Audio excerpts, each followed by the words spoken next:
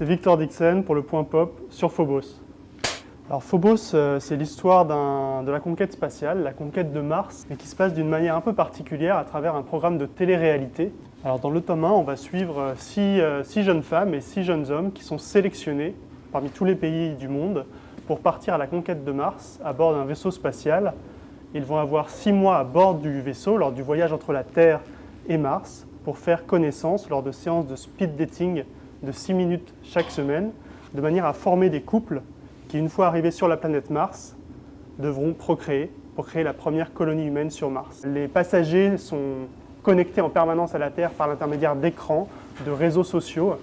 Et la question que j'ai voulu poser à travers Phobos, c'est cette société d'écran qui nous entoure, qui nous nourrit, qui nous enferme peut-être aussi, est-ce qu'on peut y échapper ?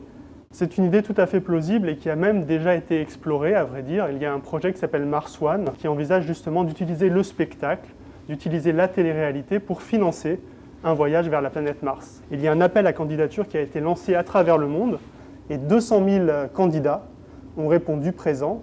Et pour moi, c'était une grande inspiration pour écrire Phobos. Lorsque j'ai découvert ce projet, je me suis dit, mais qu'est-ce qui pousse quelqu'un, qu'est-ce qui pousse un terrien à accepter de partir pour toujours en sachant qu'il ne reviendra jamais. En fait, je suis insomniaque depuis très longtemps, depuis l'enfance. J'ai passé un certain nombre de nuits en clinique du sommeil. En hôpital, on vous met des sangles abdominales, électroencéphalogramme pour essayer de mesurer, voir ce qui se passe pendant la nuit. Et finalement, c'est avec l'âge adulte que je me suis fait une raison. Et je me suis dit, j'ai peut-être moins besoin de dormir que d'autres personnes. Et au lieu de m'acharner à dormir, je vais utiliser ce temps pour faire autre chose, pour écrire. Et c'est comme ça vraiment que j'ai passé le pas et je me suis mis à faire du roman.